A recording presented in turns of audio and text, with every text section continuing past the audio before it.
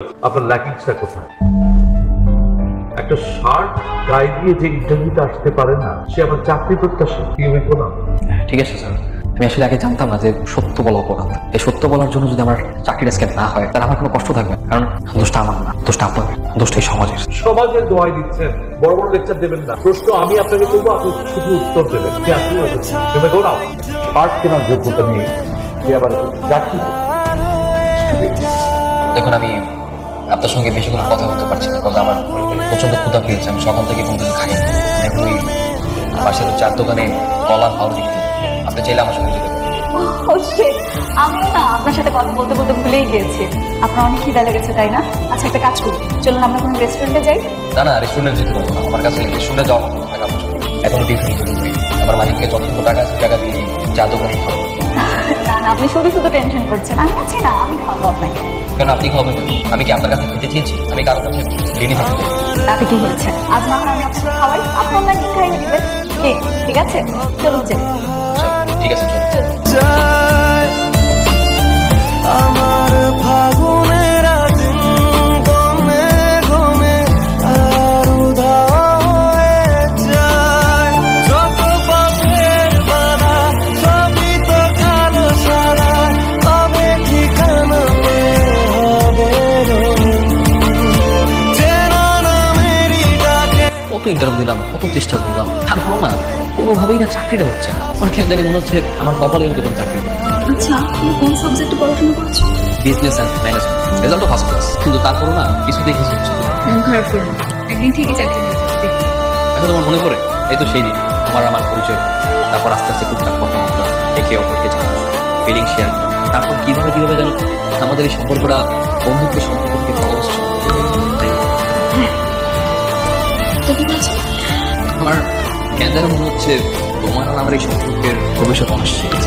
আমি জানি না আমার এই অনিশ্চিত ভবিষ্যতে আমি তোমাকে কতদিন ধরে রাখবো। একদিন তুমি অবশ্যই সাকসেসফুল হবে, কারণ তুমি সব আমি একটা বিয়ে। ইনশাআল্লাহ দেখবে তোমরা খুব ভালো একটা যাও। প্লিজ আমাকে কখনো ছেড়ে চেন। এটা যখন বুঝতেই পেরেছো তাহলে এত ভয় কিসের? তোরই তো কাছে চাই পুরনো কথাটাই শুনতে আবার। তুমি স্যার, আপনি এখানে? ছেলে, তুমি সেই ছেলে না যে আমার অফিসে মেয়েদের ড্রেস পরে ইন্টারভিউ দিতে গেছিলে? জি স্যার। তুই ভেতরে যা, আমি ওর সাথে কথা বলছি। আমরা সবাই একসাথে গল্প করি না, আমিও থাকি। আমি ভেতরে যেতে বলেছি, ভেতরে যাও। তোমার বাবা কি করে? আমার বাবা সরকারি অফিসে পিয়ন ছিলেন, গত বছর রিটায়ার করেছে। হোয়াট? পিয়ন? তোমার সাহস হলো কি করে একটা পিয়নের ছেলে হয়ে আমার মেয়েকে বিয়ে করার স্বপ্ন দেখার? তোমার মতো একটা রাস্তার ছেলে যার একটা শার্ট কেনার ক্ষমতা নেই, সে এসেছে আমার মেয়েকে বিয়ে করতে। আরে তোমার তো ড্রাইভার হওয়ার যোগ্যতা নেই। স্যার, আমি জানতাম না যে মেয়ে আপনার মেয়ে। যদি জানতাম মেয়ে আপনার মেয়ে, আমি কখনো এমনটা করতাম। আরে আমার মেয়ে হোক আর যার মেয়ে হোক, অবস্থান বুঝে প্রেম করতে হয়। তোমার মতো একটা লোয়াটার ছেলের সাথে আমি কখনোই আমার মেয়ের বিয়ে। স্যার, আমার চাইতেও মেয়ে আমাকে অনেক বেশি ভালোবাসে। আর আমি তো মেয়ের কাছে কোনো কিছু লুকাইনি। আমার অবস্থান আমাকে দেখে বুঝে শুনে মেয়ে আমাকে ভালোবেসেছে। আরে আমি জানি তো, জানি তোমার মতো থাকলা ছেলেরা কি করে মেয়ে পটায়। আমি জানি তোমরা কেন একটা মেয়ের পেছনে ঘোরো। টাকা তো না? কত টাকা চাই তোমার? আরে টাকার জন্যই তো ফাঁদ পেতেছো, তাই না? বলো কত টাকা হলে তুমি আমার মেয়ের পিছু ছাড়বে? আরে বলছো না কেন? কি বলছে না বলো? 10 লাখ। 10 লাখ? 10 লাখ টাকা। আপনি আমাকে 10 লাখ টাকা দিন, আমি আপনার মেয়ের পিছু ছিল। জানতাম। এই রে, তোমার 10 লাখ টাকা ভালো করে করে নেয়। এরপর যদি আমার মেয়ের আশেপাশে তোমার ঠিকটাও দেখি তাহলে ধরে রেখে দিবি। কি আর হবে? তোর ভালোবাসা 10 লাখ টাকার বিনিময়ে বিক্রি হয়ে গেছে। এই ছেলের উদ্দেশ্যই তো ছিল টাকা।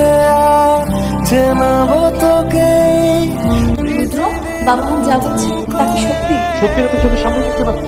এইসব ছেলেদের কাজই হলো টাকার জন্য বড় লোক মেয়েদের হাত পাবে। জানো, টাকা পেয়েছো না?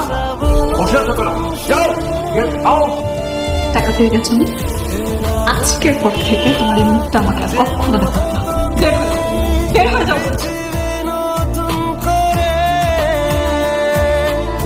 মেলাবো তোকে আজ আমার রঙেতেই বসাবো। গুরু সাহেব। টাকা? হ্যাঁ, টাকা। আপনার কাছ থেকে আমি 10 লক্ষ টাকা নিচ্ছি, মনে আছে? এই 10 লক্ষ টাকা আজকে সুদে আসলে 20 লক্ষ। আপনার মনে পড়ে?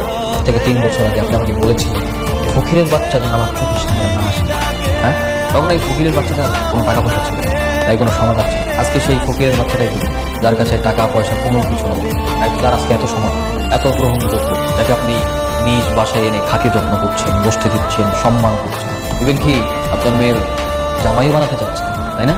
সবকিছু তো টাকার জন্য, সবকিছুর মূল্যই তো টাকা, তাই না? কি ব্যাপার আপনারা? মিস্টার দামান চৌধুরী, আপনার নামে ওয়ারেন্ট আছে। আমার নাম কিসের করেন? আপনি ব্যাংক থেকে বড় অ্যামাউন্টের একটা লোন নিয়েছিলেন, যা বিগত 6 মাস সময় নিয়েও আপনি পরিশোধ করতে পারেননি। এজন্য ব্যাংক কর্তৃপক্ষ আপনার বিরুদ্ধে অভিযোগ করেছে। আপনাকে এখন আমাদের সাথে যেতে হবে। মিস্টার রুদ্র সাহেব, তরুণদের আইডল, সমাজের একজন বিশিষ্ট ব্যক্তিত্ব, কিন্তু আপনি হঠাৎ এখানে? উনি আমার শ্বশুর, আমার অ্যাসিস্ট্যান্ট ম্যানেজার শামসুল আজকে দুপুরের মধ্যে ব্যাংকের যাবতীয় যত ডিউজ আছে সব ক্লিয়ার করে দিয়েছে। আমরা তাহলে আসি এখন। তুমি আমার সম্মান বাঁচিয়েছো বাবা, আমি তোমার কাছে কৃতজ্ঞ। রানা আঙ্কেল, আমি কোনো কিছুই করিনি। যা কিছু করেছি, যা কিছু হয়েছে সবকিছু আপনার মেয়ের ফান্ড থেকে হয়েছে। মানে মানে আমার কোম্পানির যা কিছু আছে সবকিছু নিয়ে হ্যান্ডেল। নেহা, তুই যে ব্যাপারটা ক্ষমা করো। মাম্মি আমার এবং তো ক্ষমা করে দিন। Neha, I love you. I love you too.